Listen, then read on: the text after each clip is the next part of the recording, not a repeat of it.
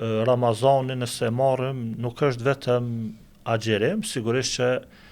agjerimi është obligimi kryesor i Ramazanit, mirë po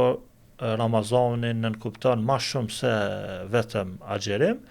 mirë po është një grumbull rregullash, një grumbull dispozitash, cilat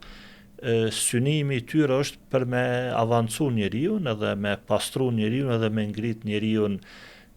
si që the edhe ti edhe në aspektin moral.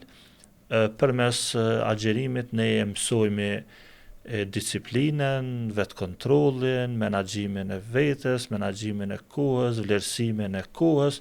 edhe sigurisht që kjo i shërben edukimit edhe formimit ton. Është një, nëse guxojna me thonë, Ramazani është një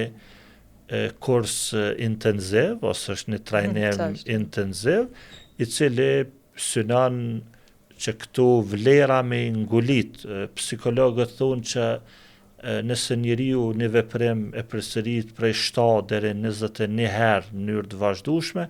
ajo ka mundësi me kalu, mu bë pjesë e karakterit njeriu, do të thotë Ramazan, ka mujt Zoti më na i bë obligim me agjeru 29 ditë ose 30 ditë ndome gjatë vitit, mirë po na i ka bë obligim ngjitur, do të thotë një muj të tërë, mënyrë që këto vlera mu gërshetu me neve ose mu ngërthy në karakterin ton. Agjerimi, objektivi kryesor i tij është me na bë njerëz të devotshëm. Qenurit i devotshëm do të thotë me qenë i devotshëm ndaj Zotit, mirë po me qenë i devotshëm edhe korrekt edhe në raportet me njerëzit. Tek e fundit, objektivi pas adhurimit Zotit, objektivi kryesor i gjitha obligimeve fetare